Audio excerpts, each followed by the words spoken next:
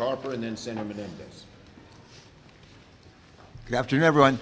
Thank you for joining us. I'm privileged to chair the Environment and Public Works Committee of the United States Senate, along with Senator Shelley Capito, Republican from West Virginia.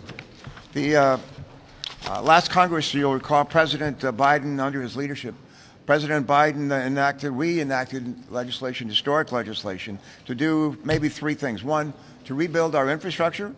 Number two, to position the United States as a global leader in the fight against climate change. Number three, to spur the creation of clean energy manufacturing jobs across our nations by the hundreds of thousands.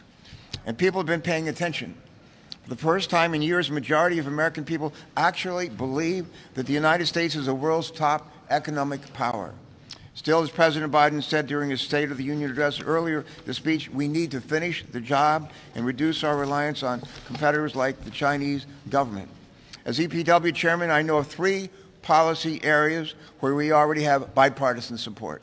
One is preserving and expanding our nation's use of clean, reliable nuclear energy. Last month, Senator Capito, Senator Whitehouse, and I led the introduction of something called the ADVANCE Act, which would help strengthen our nuclear supply chain infrastructure. Our bill would also support the export of American nuclear technologies and benefit our domestic industrial base.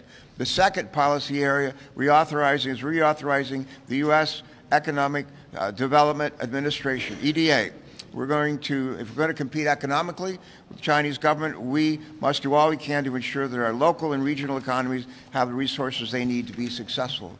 And the third policy area is strengthening our domestic recycling systems and help reduce our dependence on foreign materials. Senator Capito, Senator Bozeman, and I have already reported two bipartisan recycling bills out of the Environment and Public Works Committee just for that purpose. I oftentimes say that bipartisan solutions are lasting solutions, and competition against the Chinese government is something that should unite it all, and it does. Thank you.